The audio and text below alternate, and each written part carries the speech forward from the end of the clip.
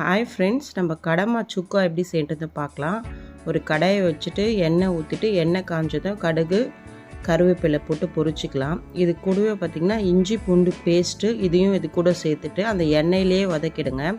அதுக்கப்புறம் நான் கடமா கட் பண்ணி க்ளீன் பண்ணி வச்சுருக்கிறத நம்ம அதில் போட்டுட்டு அந்த எண்ணெயிலே பார்த்திங்கன்னா நல்லா கொஞ்சம் நேரம் இது பண்ணுங்கள். அது கொஞ்சம் உப்பி வரும். அதுக்கப்புறம் வீட்டில் அரைச்சிருக்கோம்ல குழம்புத்தூள், அது ஒரு 2 டீஸ்பூன் போட்டுட்டு கொஞ்சமாக கரம் மசாலா, கொஞ்சோண்டு உப்பு போட்டுட்டு நம்ம அந்த கடமலையை நம்ம கிளறிடலாம். நீங்கள் இப்போதைக்கு தண்ணி ஊற்ற வேண்டாம் பாருங்கள், கொஞ்ச நேரத்துலேயே அதுவே தண்ணி விடும். அதுக்கப்புறம் நான் லைட்டாக தண்ணி ஊற்றிருக்கேன். அப்படியே ஒரு 10 நிமிஷம் வெந்துட்டால் போதும். இந்த மாதிரி சுக்காவாக ரெடி ஆகிடும். நான் இறக்கும் போது கொஞ்சோண்டு வெங்காயம் மேலே சாப் பண்ணி போடுவேன். அந்த க்ரன்ச்சியாக டேஸ்ட் நல்லாயிருக்கும். அதுக்கப்புறம் கொத்தமல்லி போட்டுட்டு நம்ம இறக்கிடலாம். நீங்கள் இந்த மாதிரி செஞ்சு பார்த்தீங்கன்னா உங்களுக்கு டேஸ்ட் வேறு லெவலில் இருக்கும். உங்களுக்கு இந்த வீடியோ பிடிச்சிட்டா சப்ஸ்கிரைப் பண்ணுங்கள். பாய், தேங்க்யூ.